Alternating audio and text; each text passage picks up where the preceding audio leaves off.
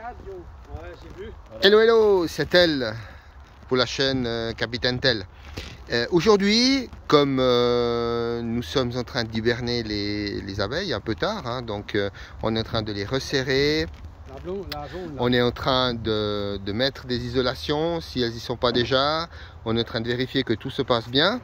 C'est peut-être un petit peu tard, mais on s'est fait un peu surprendre par... il y avait d'abord du très bon temps, on a eu cet automne, et puis tout d'un coup il y a eu le mauvais avec les pluies qui sont arrivées et on s'est fait un peu piéger. Donc ce qu'on va profiter aussi, c'est certaines ruches qui ont un peu moins de réserve, comme c'est trop tard parce qu'il fait en dessous de 16 degrés, donc on ne peut plus les nourrir avec du liquide, nous allons les nourrir avec du solide. Et pour ça, nous allons utiliser du candy. Alors le candy c'est quoi? C'est ici une plaque, allez, on va dire de sucre. Des fois il y a sur le marché, vous pouvez en trouver de différentes sortes, avec des protéines, sans protéines, vitamines, sans vitamines, tout ça. Nous, ici, on prend ce qu'on appelle des Happy Fonda. C'est ce qu'on trouve sur notre marché local. Et puis, nous allons mettre ça sur les ruches. Alors, il y a plusieurs méthodologies de le faire. Ici, on est en train de le voir. Donc, on a la ruche comme ça, on vient de l'ouvrir. Ici on voit, elles ne sont pas encore, malgré il doit faire 13-14 degrés dehors, 14, elles ne sont pas encore en grappe, elles sont encore bien éparpillées un peu partout, ce qui n'est pas plus mal, hein. Comme ça on les dérange un peu moins. Et puis on va mettre un couvre-cadre avec ce qu'on voit ici, un trou. Donc c'est très simple, on va enlever le cache du trou pour laisser un orifice où le candy va pouvoir passer. Donc ici on a notre fameuse plaque à candy et ici on a quelque chose de très important. Alors on m'a dit qu'officiellement ça s'appelle un candy trap, nous on appelle ça un bouchon. En gros c'est quoi?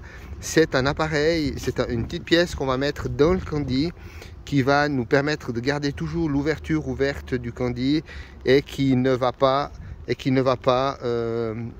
boucher et qui ne va pas écraser les abeilles avec le candy. Alors je vous montre comment il va le faire. Donc on y va, c'est comme ça, voilà, on y va. On regarde là, on tourne un peu, ça fait le trou et voilà, on est dedans. On va enlever le plastique. On enlève le bouchon en plastique, voilà.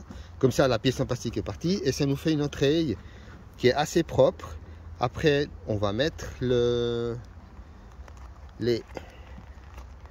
bouchons comme ça, voilà. Et après, nous allons mettre ce trou-là, donc ça, dans le trou qui est là, ok. Et comme ça, c'est tout propre, voilà. Et voilà. Et comme ça, ça nous fait un système qui est propre. Après, il y a une autre méthode qui dit on prend un couteau, on fait un trou sur le plastique, on enlève assez et on pose directement sur les cadres avec le risque que le candy, avec la chaleur, coule un peu sur les cadres. C'est pas très grave, mais c'est un tout petit peu moins propre.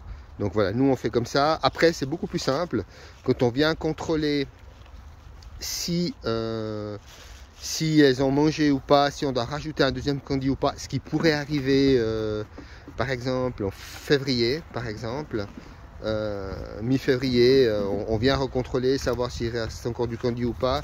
S'il n'y en a pas, on en rajoute un petit peu pour être sûr qu'elle passe bien l'hiver et qu'elle recommence bien à reprendre du pollen et du nectar dès le début du printemps.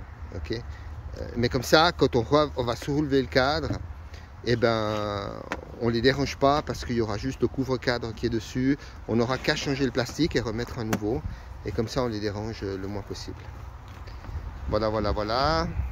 Après, ce que je n'ai pas montré ici, c'est comment on examine la ruche pour savoir si on doit la resserrer ou pas. Et mettre des cloisons pour diminuer l'espace. Mais ça fera l'espace du sujet d'une autre vidéo.